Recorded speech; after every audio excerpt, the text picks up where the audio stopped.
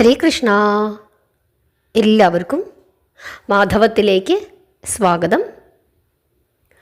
മഹാഭാഗവതത്തിലെ വളരെ പ്രധാനപ്പെട്ട ഒരു കഥാഭാഗമാണ് ഇന്ന് നമ്മൾ പറയുന്നത്.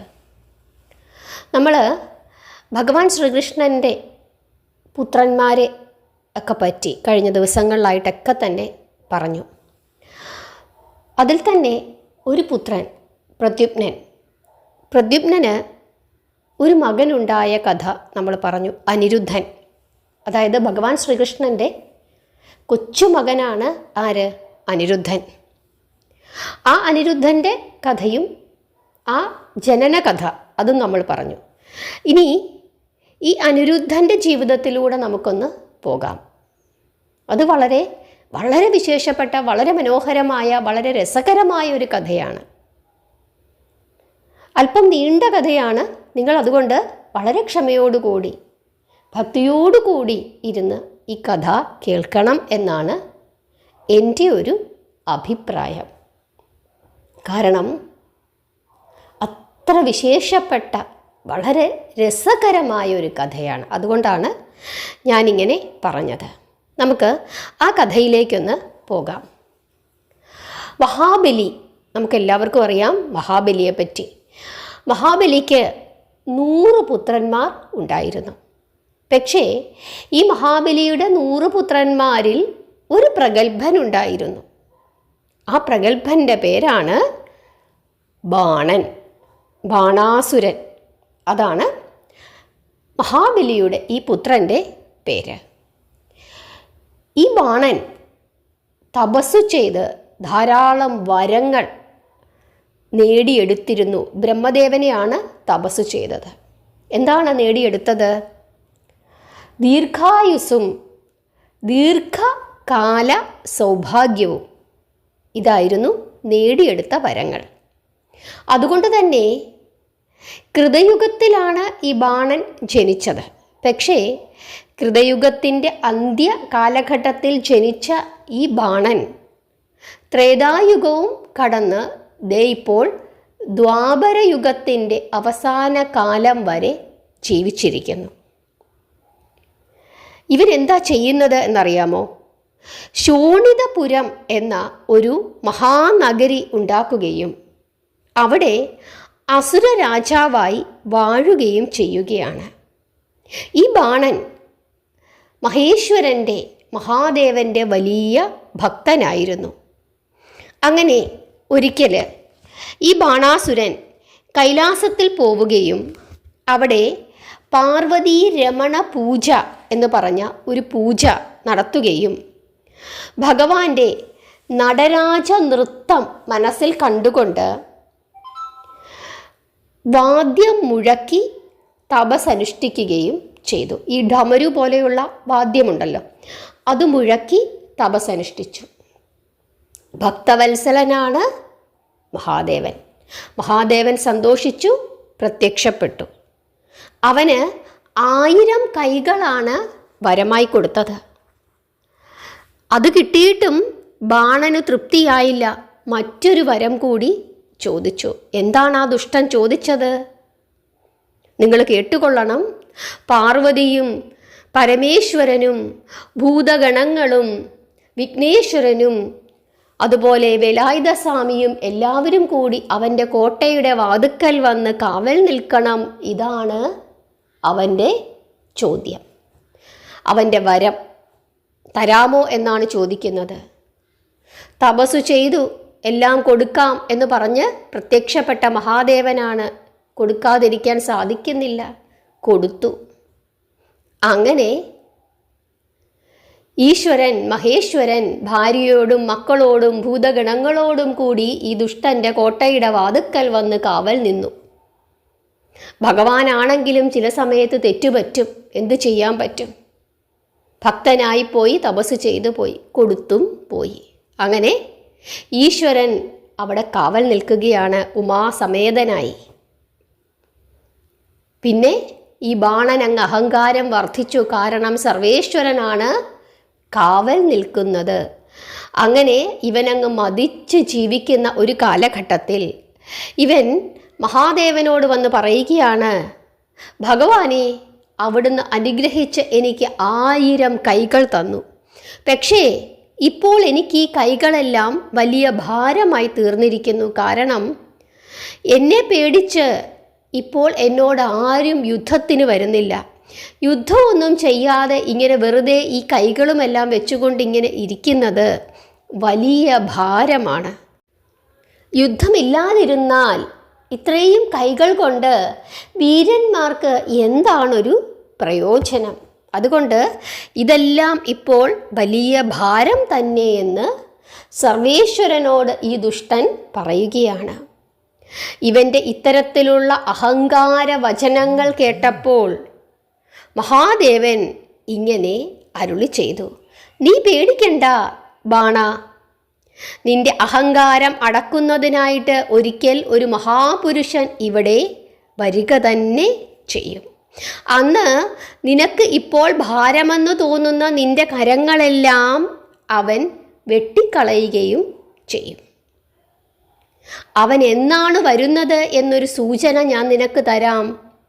അവൻ വരുന്ന ദിവസം നിന്റെ കൊട്ടാരത്തിൻ്റെ മുമ്പിൽ നിൽക്കുന്ന കൊടിമരം ഒടിയുന്ന ദിവസം. എന്നാണോ ആ കൊടിമരം ഒടിയുന്നത്, അന്ന് നിന്റെ അഹങ്കാരം ശമിപ്പിക്കുന്നതിനായിട്ട് ഒരുവൻ നിന്റെ അടുത്ത് വരും. ഇതാണ് സർവേശ്വരൻ പറഞ്ഞത്. ഇവനങ്ങ് പേടിച്ചു. സർവേശ്വരനാണ് പറഞ്ഞത്. യോ ഭഗവാനെ, ഞാൻ ചുമ്മാതെ പറഞ്ഞതാണ് എന്നൊക്കെ ഇവൻ പറഞ്ഞു. എന്നിട്ട് വീണ്ടും ഇവൻ പറയുകയാണ്, അങ്ങനെ എൻ്റെ കരങ്ങൾ വെട്ടിമുറിക്കാനായിട്ട് ഈ ഭൂലോകത്തിൽ ആരെങ്കിലും ജനിച്ചിട്ടുണ്ടോ? എങ്കിൽ അതൊന്ന് കാണുക തന്നെ വേണം എന്നൊക്കെ പറഞ്ഞു പുറത്തുകൊണ്ട് ഇവൻ തിരിച്ചുപോയി ബലിയുടെ പുത്രൻ. പക്ഷേ അങ്ങനെയൊക്കെ പുറമേ കാണിച്ചെങ്കിലും ഇവൻ്റെ ഉള്ളിൻ്റെ ഉള്ളിൽ പേടി തുടങ്ങി. എന്നും രാവിലെ എഴുന്നേക്കും, കൊടിമരത്തിലേക്ക് നോക്കും, കൊടിമരം ഒടിഞ്ഞിട്ടുണ്ടോ. അങ്ങനെ പേടിച്ച് എന്ന് പറഞ്ഞതുപോലെ ഇവനിങ്ങനെ ജീവിക്കുകയാണ്. ഭഗവാൻ ശ്രീകൃഷ്ണന് ഇവനെ എങ്ങനെങ്കിലും കൊല്ലണമെന്നുണ്ട്. കാരണം ഈ ജരാസന്ധൻ്റെ കൂടെ കൂട്ടുചേർന്നുകൊണ്ട് ഭഗവാനോട് പലതവണ യുദ്ധം ചെയ്യാനായിട്ട് വന്നവനാണ് ഈ ബാണൻ. പക്ഷേ മഹാദേവനാണ് കാവൽ നിൽക്കുന്നത്. അതുകൊണ്ട് തൽക്കാലം അങ്ങോട്ടേക്ക് പോകണ്ട എന്നുള്ള തീരുമാനത്തിലാണ് ശ്രീകൃഷ്ണൻ. ഈ ബാണന് ഒരു മകളുണ്ട്, അതീവ സുന്ദരിയായ ഒരു മകൾ. ഈ മകളുടെ പേരാണ് ഉഷ. ഉഷ ഒരു മിടുക്കി കുട്ടിയായിരുന്നു. എല്ലാ രൂപ സൗന്ദര്യ ഗുണങ്ങളും ഉള്ളവളായിരുന്നു. മഹാദേവനോട് വലിയ ഭക്തിയുള്ളവളായിരുന്നു. എല്ലാ ദിവസവും രാവിലെ കുളിച്ച് ഇവള് ഈ ഗോപുരത്തിൻ്റെ മുമ്പിൽ വന്നു നിന്നിട്ട് ഭഗവാനോടും മഹാദേവിയോടും പ്രാർത്ഥിക്കും. ഒരു ദിവസം പാർവതീദേവിയെ വന്ദിച്ചിട്ട് ഈ ഉഷ ഇങ്ങനെ പ്രാർത്ഥിക്കുകയാണ്, അല്ലയോ മഹാദേവി, അവിടുത്തേക്ക് പരമശിവൻ എന്നതുപോലെ അനുരൂപനായ ഒരു ഭർത്താവിനെ എനിക്ക് അവിടുന്ന് നൽകണം. അതിനു വേണ്ടിയിട്ട് അവിടുന്ന് എന്നെ അനുഗ്രഹിക്കണമെന്ന് ഉഷ നിത്യേന പാർവതീദേവിയോട് പ്രാർത്ഥിച്ചുകൊണ്ടിരുന്നു.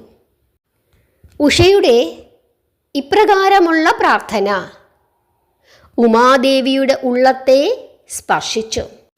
അങ്ങനെ ഉമാദേവി ഉഷയെ അനുഗ്രഹിച്ചു.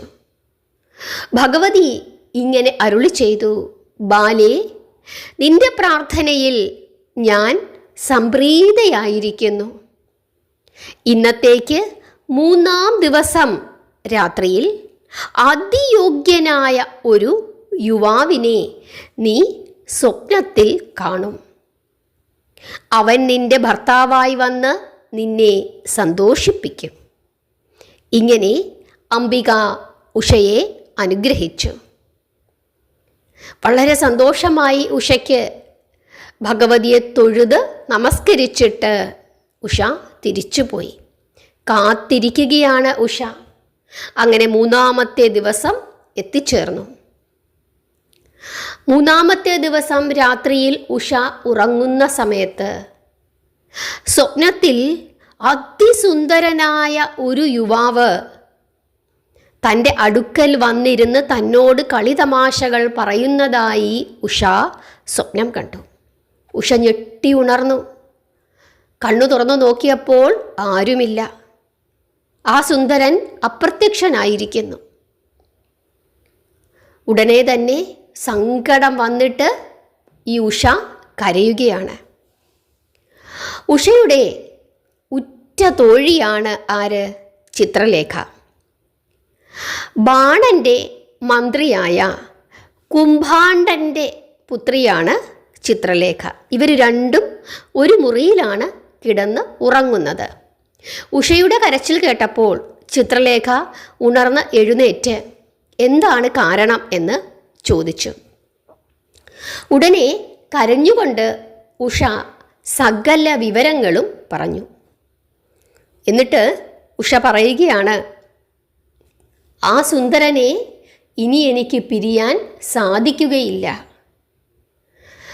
ഈ സുന്ദരൻ എൻ്റെ ഭർത്താവായി തീരും എന്ന് അംബിക എനിക്ക് വരം നൽകിയിട്ടുണ്ട് എന്നും പറഞ്ഞ് കരയുകയാണ്.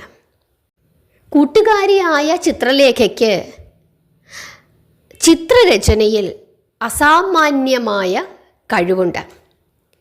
അങ്ങനെ ചിത്രലേഖ പെട്ടെന്ന് തന്നെ പെയിൻറ്റും പേപ്പറും ഒക്കെ എടുത്തുകൊണ്ട് വന്നു. എന്നിട്ട് ഓരോരോ രാജകുമാരന്മാരുടെ പടങ്ങളൊക്കെ ഇങ്ങനെ വരച്ച് കാണിച്ചു. ഇതല്ല എന്ന് ഉഷ പറഞ്ഞുകൊണ്ടേയിരുന്നു. അങ്ങനെ സകല ദേവന്മാരുടെയും പടം ആര് വരച്ചു? ചിത്രലേഖ വരച്ചു. അല്ല, ഇതൊന്നും അല്ല. അഷ്ടദിക്പാലകന്മാരുടെ വരച്ചു. അല്ല. പിന്നെ സൂര്യവംശത്തിലെ രാജാക്കന്മാരുടെയും ചന്ദ്രവംശത്തിലെ രാജാക്കന്മാരുടെയും ഒക്കെ പടം വരച്ചു. അല്ല. ഇനി ആരെ വരയ്ക്കണം എന്ന് ചിന്തിച്ചുകൊണ്ട് മുനികുമാരന്മാരുടെ ചിത്രങ്ങളെല്ലാം വരച്ചു. അതും അല്ല. അവസാനം ചിത്രലേഖ യദുവംശത്തിലെ രാജാക്കന്മാരുടെ പടങ്ങൾ വരയ്ക്കുവാൻ തുടങ്ങി. ആദ്യം വരച്ചത് ശ്രീകൃഷ്ണ ഭഗവാന്റെ പടമാണ്. അപ്പോൾ ഉഷ ഇങ്ങനെ ഒന്ന് സൂക്ഷിച്ചു നോക്കി. പക്ഷേ എൻ്റെ അടുത്ത് വന്ന യുവാവിൻ്റെ ചെറിയ ഛായയൊക്കെ ഉണ്ട്, പക്ഷെ പ്രായം അത് ശരിയാകുന്നില്ല. ഉടനെ ചിത്രലേഖ വീണ്ടും പ്രത്യുപ്നൻ്റെ ചിത്രം വരച്ചു. അത് നോക്കിയിട്ട് പറഞ്ഞു, ഏകദേശം ഇതുപോലെയൊക്കെ ഉണ്ട്, എന്നാലും പൂർണ്ണമായിട്ടും ആയിട്ടില്ല എന്ന് പറഞ്ഞു. ഉടനെ ചിത്രലേഖയ്ക്ക് സന്തോഷമായി. എന്തോ അവൾക്ക് മനസ്സിലായി എന്ന് തോന്നുന്നു. അനിരുദ്ധൻ്റെ പടം വരച്ചു. അനിരുദ്ധൻ്റെ പടം കണ്ടതും ഉഷ പറഞ്ഞു, ഇത് തന്നെ എന്ന് പറഞ്ഞുകൊണ്ട് ആ പടം തട്ടിപ്പറിച്ച് മേടിച്ചു വന്നിട്ട് ഇങ്ങനെ കെട്ടിപ്പിടിച്ചു. ചിത്രലേഖയ്ക്ക് സന്തോഷമായി. ചിത്രലേഖ ഒരു കാര്യം ചെയ്യുന്നതിനായിട്ട് തീരുമാനിച്ചു. അത്യാവശ്യം ചില മായാവിദ്യകളൊക്കെ ഈ ചിത്രലേഖയ്ക്ക് അറിയാം. അങ്ങനെ ചിത്രലേഖ അപ്രത്യക്ഷയായി. അങ്ങനെ മായാവിദ്യകളാൽ അപ്രത്യക്ഷമായി, അതായത് ആരും അറിയാതെ സഞ്ചരിക്കുന്നതിനുള്ള ഒരു കഴിവ് ഈ ചിത്രലേഖയ്ക്കുണ്ട്. അങ്ങനെ ആരും അറിയാതെ സഞ്ചരിച്ച് എവിടെ ചെന്നു? ദ്വാരകയിൽ ചെന്നു. എന്നിട്ട് അനിരുദ്ധൻ്റെ മണിയറയിൽ കടന്നു. അനിരുദ്ധൻ്റെ ശയനമുറിയിൽ അനിരുദ്ധൻ ഉറങ്ങുകയാണ്. അവിടെ പ്രവേശിച്ചിട്ട് അനിരുദ്ധനെ തൻ്റെ മായയാൽ കൂടുതൽ ഉറക്കി. എന്നിട്ട് ഈ അനിരുദ്ധനെയും എടുത്തുകൊണ്ട് ചിത്രലേഖ ഇങ്ങ് പോന്നു. എവിടെ കൊണ്ടുവന്ന് കിടത്തി? ഉഷയുടെ മുറിയിൽ കൊണ്ടുവന്ന് കിടത്തി. അത് കഴിഞ്ഞപ്പോൾ അനിരുദ്ധൻ ഉണർന്നു. അനിരുദ്ധൻ ഉണർന്നു നോക്കുമ്പോൾ താൻ കിടന്നുറങ്ങിയ മുറിയല്ല, ദ്വാരകയല്ല. അതുമാത്രമല്ല, തൻ്റെ അടുത്ത് അതാ ഒരു സുന്ദരി ഇരിക്കുന്നു. അനിരുദ്ധൻ കണ്ണു തുറന്നാകെ നോക്കി. അപ്പോൾ ഉഷ പറഞ്ഞു, ഞാൻ ഉഷയാണ്, ബാണപുത്രിയാണ് എന്ന് പറഞ്ഞിട്ട് അതുവരെ നടന്ന കാര്യങ്ങളൊക്കെ ഉഷ അനിരുദ്ധനോട് പറയുകയാണ്. അനിരുദ്ധൻ പറയുകയാണ്, ഞാൻ അനിരുദ്ധനാണ്, ദ്വാരകാപതിയായ ശ്രീകൃഷ്ണൻ്റെ പൗത്രനാണ്, എൻ്റെ അച്ഛൻ പ്രദ്യുമ്നനാണ്. എന്തിനാണ് ഇപ്പോൾ എന്നെ ഇങ്ങോട്ടേക്ക് കൊണ്ടുവന്നത്? ഇത് ശരിയാണോ എന്നൊക്കെ ചോദിക്കുന്നു. അപ്പോൾ ഉഷ കരഞ്ഞുകൊണ്ട് പറയുകയാണ്, അംബിക എന്നെ അനുഗ്രഹിച്ചിട്ടുണ്ട്, അങ്ങൻ്റെ പതിയായി തീരണം എന്നാണ് ആഗ്രഹം, എൻ്റെ കൂട്ടുകാരിയാണ് ഇപ്രകാരമൊക്കെ ചെയ്തത് എന്നൊക്കെ പറഞ്ഞു. അനിരുദ്ധനും അപ്പോൾ തോന്നി, സുന്ദരിയാണ്, ഇവളെ വിവാഹം കഴിക്കാം. അങ്ങനെ പറഞ്ഞ് എന്ത് ചെയ്യുകയാണ്, രണ്ടുപേരും കൂടെ ആരും അറിയാതെ രഹസ്യമായിട്ട് ഉഷയുടെ അന്തഃപുരത്തിലങ്ങ് കഴിച്ചുകൂട്ടി. കുറച്ചു കഴിഞ്ഞപ്പോഴാണ് അനിരുദ്ധന് മനസ്സിലാകുന്നത് തൻ്റെ കയ്യിൽ ആയുധങ്ങളൊന്നുമില്ല. എന്തെങ്കിലും പ്രശ്നമുണ്ടായാൽ എന്തെങ്കിലും വേണ്ടേ? ഈ കാര്യം ഉഷയോട് പറഞ്ഞു. ഉഷ ചിത്രലേഖയുടെ സഹായത്തോടു കൂടി ഏതാനും ആയുധങ്ങൾ സമ്പാദിച്ച് തൻ്റെ കാമുകനായ അനിരുദ്ധന് സമ്മാനിക്കുകയും ചെയ്തു. അങ്ങനെ ആരും അറിയാതെ രഹസ്യമായിട്ട് ഇവർ ആ മുറിയിൽ ചിത്രലേഖയുടെ സഹായത്തോടു കൂടി കഴിയുകയാണ്.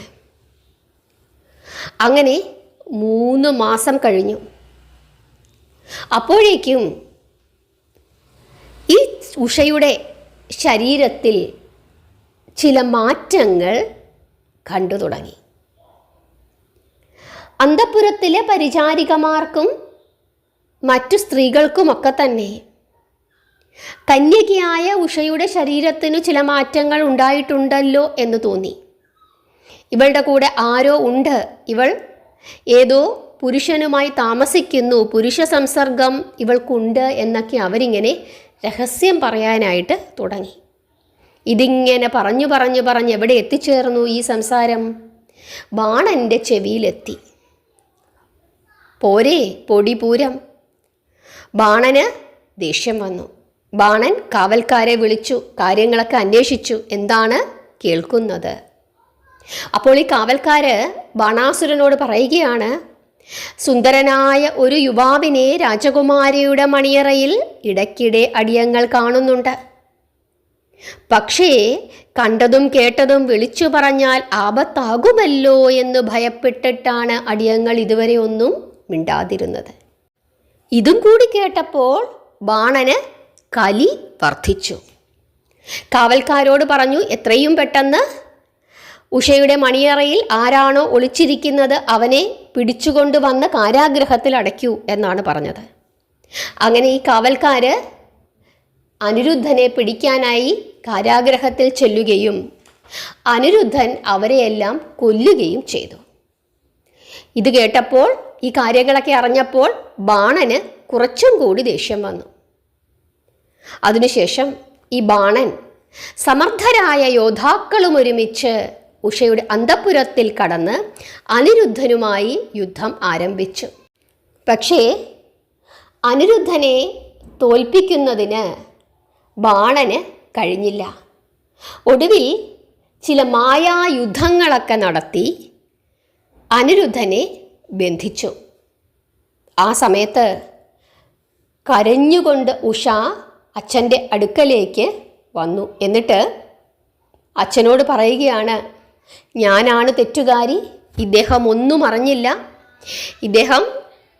അദ്ദേഹത്തിൻ്റെ മുറിയിൽ കിടന്നുറങ്ങിക്കൊണ്ടിരിക്കുകയായിരുന്നു, ഞാൻ പറഞ്ഞിട്ടാണ് ചിത്രലേഖ ഇങ്ങോട്ടേക്ക് കൊണ്ടുവന്നത്, ഇതെല്ലാം എൻ്റെ കുറ്റം മാത്രമാണ്, അദ്ദേഹത്തിന് യാതൊരു കുറ്റവുമില്ല, എന്നെയാണ് ശിക്ഷിക്കേണ്ടത്, അദ്ദേഹത്തിനെ വെറുതെ വിടൂ എന്നൊക്കെ പറഞ്ഞു. ഇതൊക്കെ ധർമ്മമാണോ എന്നൊക്കെ ചോദിച്ചു.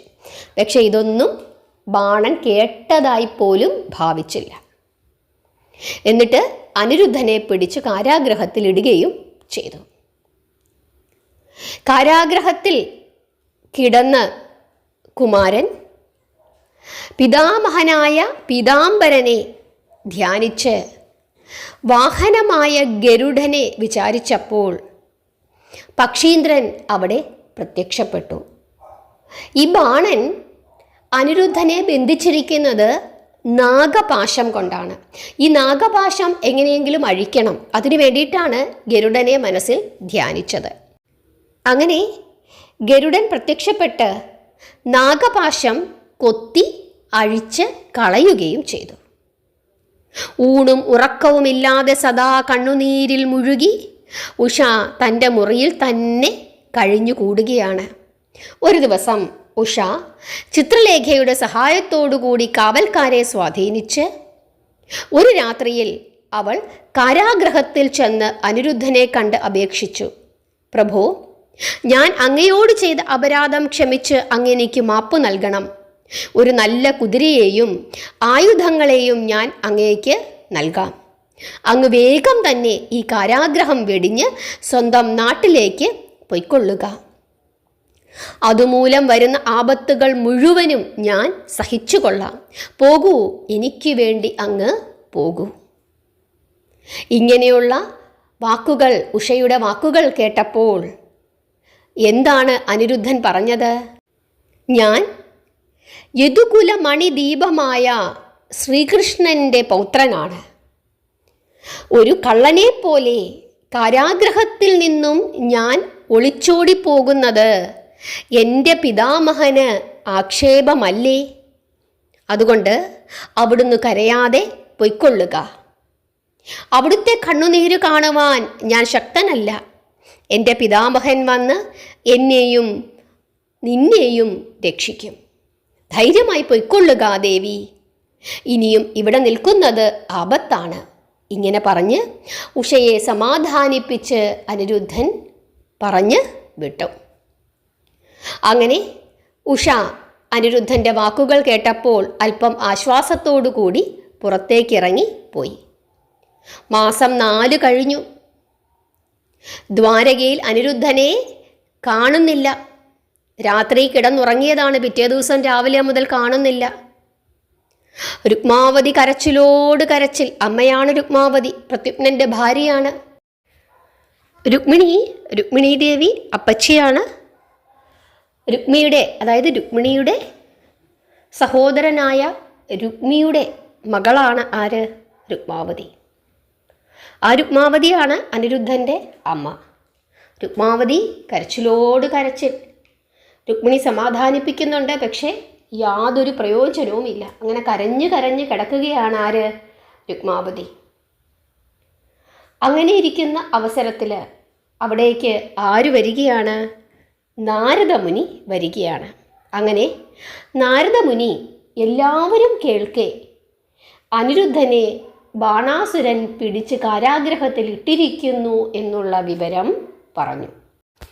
ഇത് കേട്ടപ്പോൾ കൃഷ്ണനും ബലരാമനും ബാണാസുരൻ്റെ രാജ്യത്തിലേക്ക് പോകുവാൻ തീരുമാനിച്ചു. അങ്ങനെ ശ്രീകൃഷ്ണൻ, സാത്യകി, പ്രദ്യുമ്നൻ, സാമ്പൻ, ബലഭദ്രൻ എന്നിവരെല്ലാവരും ഒരു വലിയ യാദവ സൈന്യത്തോടു കൂടി ബാണാസുരൻ്റെ നഗരമായ ശോണിതപുരത്തിലേക്ക് യാത്ര തിരിച്ചു. അന്ന് അവിടെ ഒരു സംഭവമുണ്ടായി. എന്താണ്? ഗോപുരത്തിലെ കൊടിമരം ഒടിഞ്ഞ് വീണു. ഈ കാര്യം അവിടുത്തെ പരിചാരകർ വന്നിട്ട് ബാണനോട് പറഞ്ഞു. ബാണന് മനസ്സിലായി, വരുന്നുണ്ട്, തൻ്റെ 1000 കൈകൾ മുറിക്കുവാനുള്ള ആള് വരുന്നുണ്ട് എന്ന് ബാണന് മനസ്സിലായി. അങ്ങനെ എല്ലാവരോടും യുദ്ധത്തിന് തയ്യാറായിക്കൊള്ളുവാൻ ബാണൻ ആജ്ഞാപിച്ചു. അങ്ങനെ യാദവ സൈന്യം ശോണിതപുരത്ത് എത്തിച്ചേർന്നു. വന്ന പാടെ അവിടുത്തെ കോട്ടകളും കിടങ്ങുകളും ഗോപുരങ്ങളും എല്ലാം തന്നെ ബലരാമൻ്റെ നേതൃത്വത്തിലുള്ള സേന തകർത്ത് തരിപ്പണമാക്കി. തുടർന്ന് അസുരപ്പടയും കൃഷ്ണൻ്റെ യാദവപ്പടയും തമ്മിൽ ഉഗ്രമായ യുദ്ധം തുടങ്ങി. അപ്പോൾ ശിവൻ്റെ ഭൂതഗണങ്ങളും ശിവനും പാർവതിയും അതുപോലെ തന്നെ വേലായുധസ്വാമിയും ഗണപതിയുമുണ്ട്. അവരാണ് അസുരന് കാവൽ നിൽക്കുന്നത്. അവരെന്തു ചെയ്തു? നിവർത്തിയില്ലാതെ അസുരപ്പടയോടുകൂടി ചേർന്നു. അങ്ങനെ മഹാദേവനും നാരായണനും തമ്മിൽ യുദ്ധം ചെയ്യാൻ തുടങ്ങി. ഇത് കാണുന്നതിനായിട്ട് ആകാശത്ത് ദേവന്മാരും നാരദനും എല്ലാവരും തന്നെ, ബ്രഹ്മർഷികളും എല്ലാവരും നിരന്നു. ഒരാൾ തന്നെ മായയാൽ രണ്ടായി പിരിഞ്ഞ് യുദ്ധം ചെയ്യുന്നു. ബ്രഹ്മദേവൻ പോലും അത്ഭുതപ്പെട്ടു. അദ്ദേഹം നാരായണ ശിവ ശിവ, ഹര ഹര മഹാദേവ, ഹരേ ഹരേ കൃഷ്ണ ഇങ്ങനെയൊക്കെ പറയാൻ തുടങ്ങി. എന്തു ചെയ്യാൻ പറ്റും? അങ്ങനെ ദിവ്യാസ്ത്രങ്ങളും മഹാസ്ത്രങ്ങളും അങ്ങോട്ടും ഇങ്ങോട്ടും പ്രയോഗിച്ചു. ബാണന്റെ മന്ത്രിമാരായ കുംഭാണ്ഡനെയും കൂപകർണന്മാരെയും എല്ലാവരെയും തന്നെ ബലരാമൻ തൻ്റെ കലപ്പ കൊണ്ട് അടിച്ചു കൊന്നു. ബാണൻ സാത്യകിയുമായി യുദ്ധം ചെയ്തു. പ്രദ്യുമ്നനും സുബ്രഹ്മണ്യനും തമ്മിൽ യുദ്ധമായി. എന്തു ചെയ്യാൻ പറ്റും? അങ്ങനെ ഒരു മഹായുദ്ധം. അവസാനം കൃഷ്ണനും ശിവനും തമ്മിൽ യുദ്ധമായി. കൃഷ്ണൻ അയക്കുന്ന ആയുധങ്ങളെ ശിവനും, ശിവൻ അയക്കുന്ന ആയുധങ്ങളെ കൃഷ്ണനും തടുത്തു. പ്രദ്യുമ്നന്റെ ആയുധങ്ങളെ തടുക്കുവാൻ വയ്യാതെ അറുമുഖൻ പിന്തിരിഞ്ഞു. ശരിക്കും പറഞ്ഞു കഴിഞ്ഞാൽ ഇതെല്ലാം മായയാണ്. ബാണന്റെ പുത്രൻ സാമ്പനോട് തോറ്റ് പിന്തിരിഞ്ഞ് ഓടി. സാമ്പൻ ആരാണ്? ശ്രീകൃഷ്ണൻ്റെയും ജാമ്പവതിയുടെയും മകനാണ്. ആര്? സാമ്പൻ. ഈ സാമ്പനാണ് ദുര്യോധനൻ്റെ മകൾ ലക്ഷണയെ വിവാഹം കഴിച്ചത്. നിങ്ങൾ മറന്നു പോകരുത്. അതുകൊണ്ടാണ് വീണ്ടും പറഞ്ഞത്. ശിവന്റെ ഭൂതഗണങ്ങളും ഭഗവാന്റെ യാദവ സേനയും തമ്മിൽ യുദ്ധം. അങ്ങനെ ആകെ യുദ്ധബഹളം. ഗരുഡൻ പ്രത്യക്ഷപ്പെട്ടു. ഗരുഡൻ എന്തു ചെയ്തു? അസുരൻ ബാണാസുരൻ അയക്കുന്ന സർപ്പ അസ്ത്രങ്ങളെ ഗരുഡൻ കൊത്തി നശിപ്പിച്ചു. അങ്ങനെ വലിയ യുദ്ധമാണ് അവിടെ നടന്നത്. ഒടുവിൽ കൃഷ്ണൻ ബാണനുമായി യുദ്ധം ചെയ്യാനായിട്ട് തുടങ്ങി. കൃഷ്ണൻ ബാണൻ്റെ 500 വില്ലുകൾ ഒടിച്ചു. അവൻ്റെ രഥം തകർത്തു. അവനെ വധിക്കുവാനായി ഭഗവാൻ മുമ്പോട്ടടുത്തപ്പോൾ ഈ ബാണാസുരൻ്റെ മാതാവിൻ്റെ പേര് കോടര. ഈ കോടര ഒരു പൂർണ്ണ നഗ്നയായി ഭഗവാന്റെ മുമ്പിൽ വന്ന് നിന്നിട്ട് തൻ്റെ മകനെ രക്ഷിക്കണം എന്ന് പറയുകയാണ്. ഒരു നഗ്നയായ സ്ത്രീയാണ് ഈശ്വരൻ്റെ മുമ്പിൽ വന്നു നിൽക്കുന്നത്. ഭഗവാൻ എന്തു ചെയ്തു? പിന്തിരിഞ്ഞു. ആ തക്കം നോക്കി ബാണൻ ഓടി രക്ഷപ്പെട്ടു. വളരെ വളരെ വർഷങ്ങൾക്ക് മുമ്പ് മരിച്ചു പോയതാണ് ഈ അസുരൻ്റെ അമ്മ. പിന്നെങ്ങനെയാണ് ഇപ്പോൾ ആ അമ്മ ഇവിടെ പ്രത്യക്ഷപ്പെട്ടത്? കോടര ഈ ബാണൻ്റെ മായയാണ്. ഈ ദുഷ്ടൻ സ്വന്തം മാതാവിനെ പോലും പൂർണ്ണ നഗ്നയാക്കി ഈശ്വരൻ്റെ മുമ്പിൽ സ്വന്തം രക്ഷയ്ക്ക് വേണ്ടി നിർത്തിയിരിക്കുന്നു. അങ്ങനെയൊരു മായാപ്രയോഗം ഈ ദുഷ്ടൻ കാണിച്ചതാണ്. ഭഗവാന് മനസ്സിലായി. പെട്ടെന്ന് തന്നെ ഭഗവാൻ ഇവൻ്റെ പുറകിന് ഓടാൻ തുടങ്ങി. അങ്ങനെ ഓടി ഇവനെ പിടിച്ചു. അങ്ങനെ പിടിച്ചിട്ട് ഭഗവാൻ എന്തു ചെയ്തു എന്നറിയാമോ? ഭഗവാൻ തൻ്റെ സുദർശനം കൊണ്ട് ഇവൻ്റെ 1000 കരങ്ങളും മുറിച്ചു. അത് കണ്ടപ്പോഴേക്കും മഹേശ്വരൻ ഓടി വന്നിട്ട് ഭഗവാനോട് പറയുകയാണ്, കൃഷ്ണ, അവനെ വധിക്കരുത്, അവൻ എൻ്റെ ഭക്തനാണ്. ആ നിലയിൽ ഇവൻ അങ്ങയുടെയും ഭക്തനല്ലേ? അഹങ്കാരം കൊണ്ട് ഇവന് കണ്ണു കാണാതായി പോയി എങ്കിലും വിഷ്ണു ഭക്തോത്തമനായ പ്രഹ്ലാദൻ്റെ വംശത്തിൽ പിറന്ന മഹാബലിയുടെ പുത്രനല്ലേ ഇവൻ? അങ്ങിവന് മാപ്പ് കൊടുക്കണം. ഇങ്ങനെ മഹാദേവൻ കൃഷ്ണനോട് പറയുകയാണ്. അപ്പോൾ ശ്രീകൃഷ്ണൻ ഇങ്ങനെ അരുളി ചെയ്തു, ലോകൈകനാഥനായ കൈലാസപതി, അങ്ങയെ ഗോപുര കാവൽക്കാരനാക്കിയ ഈ അഹങ്കാരിക്ക് മാപ്പു നൽകണം എന്ന് അങ്ങ് അപേക്ഷിച്ചത് അങ്ങയുടെ ഭക്തവാത്സല്യം കൊണ്ടാണ്. അത് ഞാൻ ആദരിക്കുന്നു. അങ്ങയുടെ ഭക്തൻ അങ്ങ് അരുളി ചെയ്തതുപോലെ എൻ്റെയും ഭക്തൻ തന്നെയാണ്. ഒന്നിനെ രണ്ടായി കണ്ട് ഒന്നിനെ പൂജിക്കുകയും മറ്റേതിനെ ദ്വേഷിക്കുകയും ചെയ്യുന്ന അഹങ്കാരിയായ അജ്ഞാനിക്ക് തോന്നുന്ന അഹങ്കാരമാണിത്.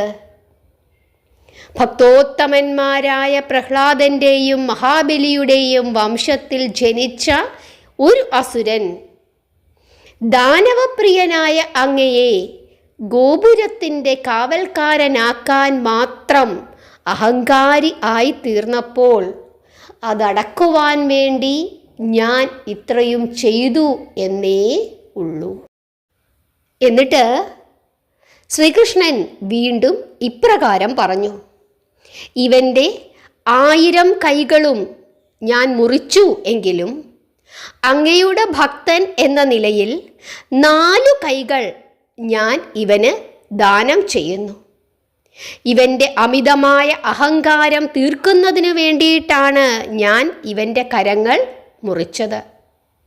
ഇവന് 1000 കരങ്ങൾ നൽകിയത് ഞാനായ അവിടുന്നാണ്. ആ കരങ്ങൾ മൂലം ഇവൻ അഹങ്കാരം പെരുത്തപ്പോൾ അവയെ മുറിക്കേണ്ടതും അങ്ങായ ഞാൻ തന്നെയാണ്. ഞാൻ അത് ചെയ്തു. ഇനിമേൽ അവിടുന്ന് ഇവൻ്റെ ഗോപുരവാതിലിൽ കാക്കുന്നതും ഞാൻ നിരോധിച്ചിരിക്കുന്നു. ഭഗവാനെ പടിവാതിലിൽ കാവൽക്കാരനാക്കിയ പരമദുഷ്ടനാണ് ഇവൻ. ഇങ്ങനെ കൃഷ്ണൻ അരുളി ചെയ്തു. അത് കേട്ടപ്പോൾ സർവ അഹങ്കാരങ്ങളും വെടിഞ്ഞുകൊണ്ട് ബാണൻ ഭഗവാൻ ശ്രീകൃഷ്ണൻ്റെ പാദങ്ങളിൽ വീണ് നമസ്കരിച്ചുകൊണ്ട് പ്രാർത്ഥിക്കുകയാണ്: ഭഗവാനെ, അറിവില്ലാതെ ഈ ഉള്ളവൻ ചെയ്തു പോയ അപരാധം അങ്ങ് ക്ഷമിക്കണമേ. മഹേശ്വരനെ അടിയൻ്റെ ഗോപുരത്തിൻ്റെ കാവൽക്കാരനാക്കിയത് അടിയൻ്റെ അഹങ്കാരം കൊണ്ട് തന്നെയാണ്. അവിടുന്ന് ഈ ഉള്ളവൻ്റെ അഹങ്കാരം ക്ഷമിച്ച് അടിയനെ അനുഗ്രഹിക്കണമേ. അടിയൻ്റെ മനക്കണ്ണ് ഇപ്പോഴാണ് തെളിഞ്ഞത്. അവിടുന്ന് ആരാണെന്ന് അടിയന് ഇപ്പോഴാണ് ബോധ്യമായത്. ഇങ്ങനെ പറഞ്ഞ് വീണ്ടും വീണ്ടും നമസ്കരിക്കുകയാണ് ബാണാസുരൻ. കൃഷ്ണൻ ഇപ്രകാരം അരുളി ചെയ്തു: മഹാബലി നന്ദന, അങ്ങയുടെ പിതാവിനെ പോലെ അങ്ങും ധന്യനായിരിക്കുന്നു. അങ്ങയ്ക്ക് സർവമംഗള അനുഗ്രഹങ്ങളും ഞാൻ നൽകുന്നു. ഇങ്ങനെ പറഞ്ഞുകൊണ്ട് സർവേശ്വരനായ ഭഗവാൻ ശ്രീകൃഷ്ണൻ അവനെ പിടിച്ച് എഴുന്നേൽപ്പിച്ചു. ആ സമയം മഹേശ്വരനും അംബികയും വിഘ്നേശ്വരനും സുബ്രഹ്മണ്യസ്വാമിയും ഭൂതഗണങ്ങളും സ്വയം അപ്രത്യക്ഷരായി. ബാണൻ തൊഴുകൈകളോടുകൂടി കൊട്ടാരത്തിനുള്ളിൽ പ്രവേശിച്ച് കാരാഗൃഹത്തിൽ നിന്നും അനിരുദ്ധനെ മോചിപ്പിച്ച് അവനോടും ഉഷയോടും കൂടി തിരിച്ചു വന്ന് ഭഗവാന്റെ തൃപ്പാദങ്ങളിൽ അവരെ ആദരപൂർവം സമർപ്പിച്ചു. എന്നിട്ട് പറഞ്ഞു: അവിടുന്ന് അടിയൻ്റെ പുത്രിയെ സ്വീകരിക്കണം. അപ്പോൾ ഭഗവാൻ ശ്രീകൃഷ്ണൻ പറയുകയാണ്: മഹാബലിയുടെ പുത്ര, എൻ്റെ പൗത്രൻ, അങ്ങയുടെ മകളുടെ അന്തഃപുരത്തിൽ പ്രവേശിച്ച നിമിഷം മുതൽ അങ്ങയുടെ പുത്രിയെ ഞാൻ സ്വീകരിച്ചു കഴിഞ്ഞിരിക്കുന്നു. ഇപ്രകാരമുള്ള ശ്രീകൃഷ്ണൻ്റെ വാക്കുകൾ കേട്ടപ്പോൾ ബാണാസുരന് വലിയ സന്തോഷമായി. എന്നിട്ട് അദ്ദേഹം വീണ്ടും പറയുകയാണ്: മഗധനുമായുള്ള യുദ്ധത്തിൽ അവിടുത്തേക്ക് എതിരായി അടിയൻ്റെ സൈന്യത്തെയും അടിയൻ്റെ മന്ത്രിമാരെയും അയച്ചു. അതും അവിടുന്ന് ക്ഷമിച്ചു തരണം. ഇങ്ങനെ പറഞ്ഞ് വീണ്ടും ക്ഷമ ചോദിക്കുകയാണ്. അപ്പോൾ ശ്രീകൃഷ്ണൻ ചിരിച്ചു. എന്നിട്ട് ഇപ്രകാരം പറഞ്ഞു: അത് യുദ്ധകാര്യമല്ലേ, അതിലാർക്കും പരിഭവിക്കുവാനോ നീരസപ്പെടാനോ ഒന്നും തന്നെ ഇല്ല. ഇങ്ങനെ പറഞ്ഞ് രണ്ടുപേരും ചിരിച്ചു. അതിനുശേഷം ബാണാസുരൻ ധാരാളം സമ്മാനങ്ങൾ അനിരുദ്ധനും ഉഷയ്ക്കും നൽകി. അവയെല്ലാം സ്വീകരിച്ച് ശ്രീകൃഷ്ണൻ ബലഭദ്രനോടും യാദവസേനയോടും ഉഷയോടും അനിരുദ്ധനോടും കൂടി ദ്വാരകയിലേക്ക് പുറപ്പെട്ടു. എന്നിട്ട് ദ്വാരകയിലെത്തിയിട്ട് അത്യാഡംബരപൂർവം അനിരുദ്ധൻ്റെയും ഉഷയുടെയും വിവാഹം നടത്തിക്കൊടുത്തു. ഹരേ കൃഷ്ണ. ഭഗവാൻ ശ്രീകൃഷ്ണൻ്റെ കൊച്ചുമകനായ അനിരുദ്ധൻ്റെ വിവാഹ കാര്യമാണ് നമ്മളിപ്പോൾ പറഞ്ഞത്. കഴിഞ്ഞ മാസമാണ് നമ്മൾ ഭഗവാന്റെ ജനനം പറഞ്ഞത് അല്ലേ? നമ്മുടെ മുമ്പിൽ കൂടെ ഇങ്ങനെ ഓടി നടന്ന് കളിക്കുകയായിരുന്നു ആര്? ഉണ്ണികൃഷ്ണൻ. അമ്മയോട് വഴക്കിട്ടും കുസൃതി കൂടിയും വെണ്ണ കട്ടു തിന്നും ഗോപികമാരെ പറ്റിച്ചും ഒക്കെ ഇല്ലേ, അങ്ങനെ നടന്ന് കളിച്ചുകൊണ്ടിരുന്ന ഉണ്ണികൃഷ്ണൻ ഇപ്പോൾ അപ്പൂപ്പനായി. അപ്പൂപ്പനായത് മാത്രമാണോ, കൊച്ചുമകൻ്റെ വിവാഹവും നടത്തിക്കൊടുത്തിരിക്കുന്നു. എത്ര വലുതായിരിക്കുന്നു നമ്മുടെ കൃഷ്ണൻ! നിങ്ങളൊന്ന് ആലോചിച്ച് നോക്കിക്കേ. നമ്മൾ കഴിഞ്ഞ ഒരു മാസമായി ഭഗവാന്റെ കൂടെ യാത്ര ചെയ്യുകയായിരുന്നു. എത്ര പേര് യാത്ര ചെയ്തിരുന്നു മുടക്കം കൂടാതെ? എത്ര പേർക്ക് അതിനുള്ള ഭാഗ്യം ലഭിച്ചു? എത്ര മഹാഭാഗ്യമാണ് ഈശ്വരൻ നമുക്ക് തന്നത് എന്ന് ആലോചിക്കുക അല്ലേ?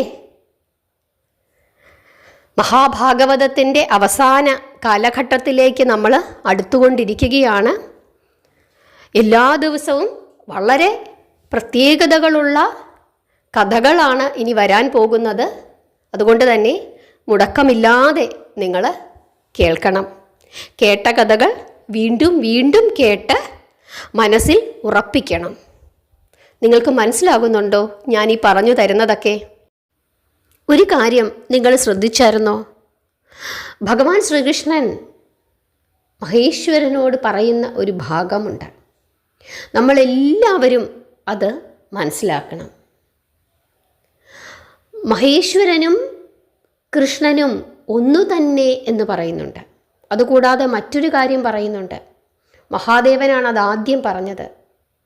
എൻ്റെ ഭക്തനാണ് ഇവൻ, അതുകൊണ്ട് തന്നെ എൻ്റെ ഭക്തൻ അവിടുത്തെയും ഭക്തനല്ലേ. പിന്നെ മറ്റൊരു കാര്യം പറയുന്നുണ്ട്. ഒന്നിനെ രണ്ടായി കാണുകയും അതിൽ തന്നെ ഒന്നിനെ പൂജിക്കുകയും മറ്റേതിനെ നിന്ദിക്കുകയും ചെയ്യുന്നവൻ അജ്ഞാനം ബാധിച്ചവനാണ് എന്ന് പറയുന്നുണ്ട്. എന്താണ് ഈശ്വരൻ നമുക്ക് പറഞ്ഞു തരുന്നത്? ശിവനും കൃഷ്ണനും എല്ലാം ഒന്നു തന്നെ. കൃഷ്ണനെ പ്രാർത്ഥിക്കുന്ന കൃഷ്ണഭക്തന്മാർ മഹാദേവൻ്റെയും ഭക്തർ തന്നെ. മഹാദേവനെ പ്രാർത്ഥിക്കുന്ന മഹാദേവ ഭക്തർ കൃഷ്ണഭക്തരും തന്നെ.